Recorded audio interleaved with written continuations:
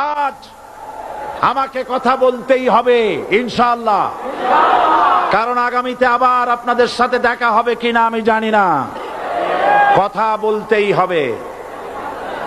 বসেন, কেউ দাঁড়িয়ে থাকবেন না। আমি দেখতে পাচ্ছি বাংলাদেশের ভাগ্য আকাশে উত্তর গগনে কালো মেঘ জমা হয়েছে।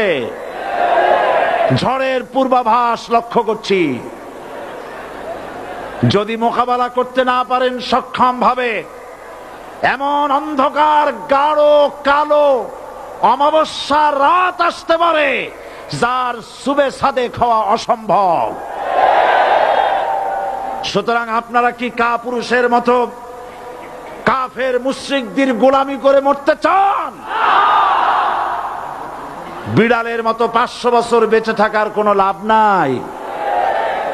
সিংহের মতো 1 ঘন্টা বাঁচতে চাই। আমাদেরকে বলা হয় সাম্প্রদায়িক উস্কানিমূলক কথা নাকি আমি বলি। পত্রপত্রিকা দিছে না তারা? সাম্প্রদায়িক উস্কানি কথা, সাম্প্রদায়িক উস্কানিমূলক কথা বলি। সেই জন্যই বোধহয় শত শত মুসলিম আমাদের কাছে এসে মুসলমান হয়। মানুষে আর বোকা বানানো যাবে না। যাবে কি? আর বোকা বানানো যাবে? তারপর বলছে কি? এরপরে বলছে আমাকে বলছে রাজাকার। শুনে রাখো চট্টগ্রামের লক্ষ লক্ষ জনতা, পার্লামেন্টে যখন আমাকে এই কথা বলা হয়েছিল, আমার পার্লামেন্টের কলিগ জাফরুল্লাহ চৌধুরী সাহেব বসে আছেন এখানে।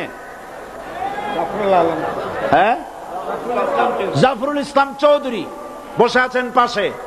প্রধানমন্ত্রী সুদ্ধা, অন্তত 3 শতাধিক পার্লামেন্টের সম্মানিত সদস্যরা সেদিন বসা।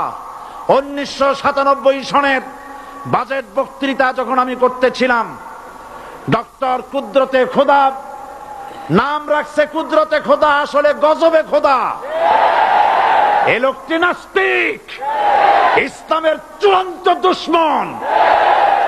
তার প্রণীত শিক্ষা ব্যবস্থার যখন সমালোচনা করছিলাম, ট্রেজারি বেঞ্চ থেকে আমাকে বলা হলো রাজাকার।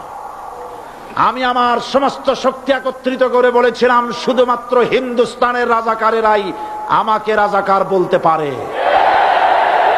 আমি বলেছিলাম 1973 সন পর্যন্ত আমি বাংলাদেশের কোন